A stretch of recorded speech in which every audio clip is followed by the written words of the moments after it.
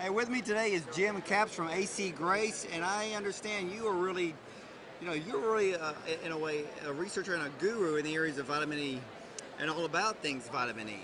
Yeah, I've taken a lot of time. We've been at it for 48 years. We've got a lot of data, but yeah, I'm one of the leading authorities on vitamin E research. Well, let me ask you something. We hear, I get clients and they say, oh, I take vitamin E, and I run down to the discount store and I take my E every day. What is the best way to really explain to someone the quality of vitamin E, and actually what are they getting from $2.99 versus something that's, well, things that you use in research? Yeah, that's a very good point because most people, they're very confused today when someone says vitamin E. In 1949, U.S. Pharmacopoeia came out and said that vitamin E is defined as alpha tocopherol only, Right. right? And then a lot of people, they don't know they're taking a synthetic, That's true. right? And there's a DL alpha tocopherol. That's right. Right. So, and by the way, there's data that shows that you have to take 3 times as much synthetic to equal a natural. So, but what most people don't understand, there are 8 components. They're called homologs or isomers for the vitamin E. I call them components for simplicity. And of those 8 components, if those are balanced properly, they do wonderful things for specific conditions. And some of the things today, the 3 major conditions today, diseases, cardiovascular disease, the #1 killer, Right. diabetes, and for cancer, and the subsets of those. And one of the other ones is today is really um, concerning is Alzheimer's, dementia. And E affects all of those if it's balanced properly and taken properly, but it has to be a pure form, not a synthetic. Right, and all of the cheap products, well, I should say, the cheap vitamin E products on the market, they are synthetic. Hmm.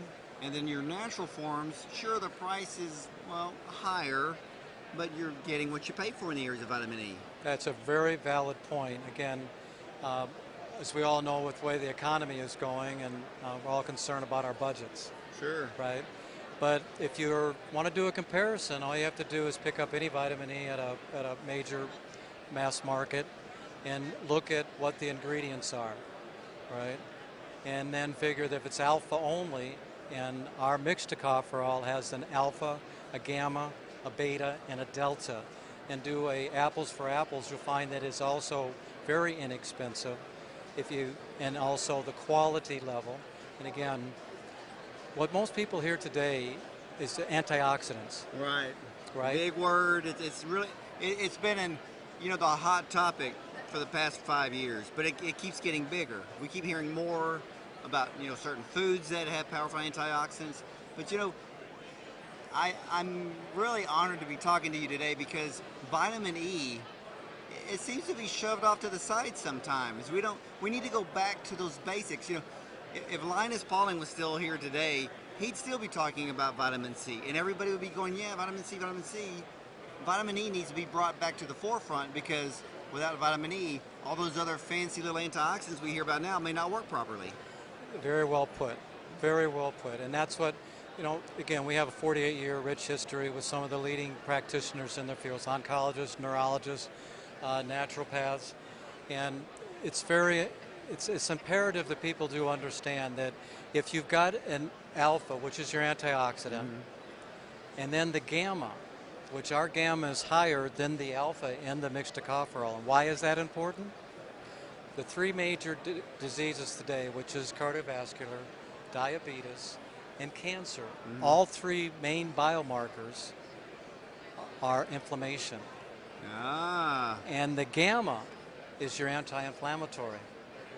So it's what I call, when you're taking a mixed tocopherol, it's like taking a multiple E.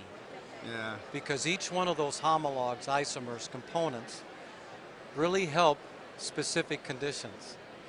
So again, that's what a lot of people know. And on the other half of the E complex, you've got a tocotrienol. Tough to say, Oh, yeah. right? That's a tocotrienol. That also has an alpha, beta, gamma, and a delta.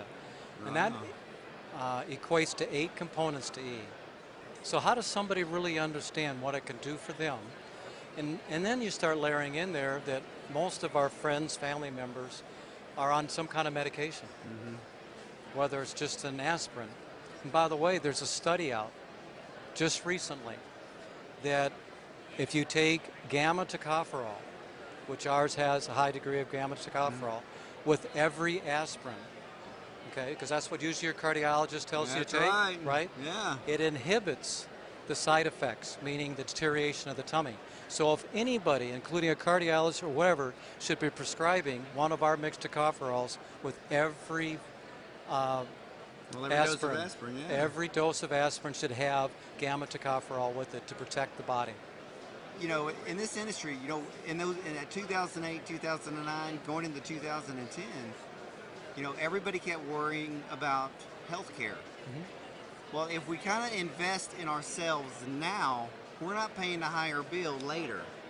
That's a very, very valid point. And most people don't get it. Right. You know, right. they're like, okay, I need free insurance because I could be sick tomorrow. Well, how about preventing your sickness today? And you don't have to worry about paying all that premium. Absolutely. And I know it comes in handy if something drastic happens, but, you know, all in all, drastic usually doesn't happen. We worry more than something actually happened, okay? Hey, you know, does the vitamin E help with worrying? Actually, the gamma, and for stress levels, absolutely. Because all the body knows how to do is when our stress levels go up, Yeah. and all the stuff that we're inundated with every day from the media. When the cortisol levels go up or free radicals increase. If you've got the right E in the system, it actually reduces the amount of the inflammation when your stress level goes up. Well, Jim, it has been an absolutely, you inspire me actually. I mean, it's been an honor talking to you, and I know that you're very, very passionate about the research that you do. You know exactly what you're talking about. You stand behind it, and not only that, that information that you've worked with for so long is really helping just new generations. It's our mission is to help every individual. Don't treat them as a statistic. That's right. That's right. Because one of these days we're not numbers now, but hopefully the rest of the world will stop treating us like one. Well, thank you so much, Jim. Thank you, Doctor. I appreciate for the time.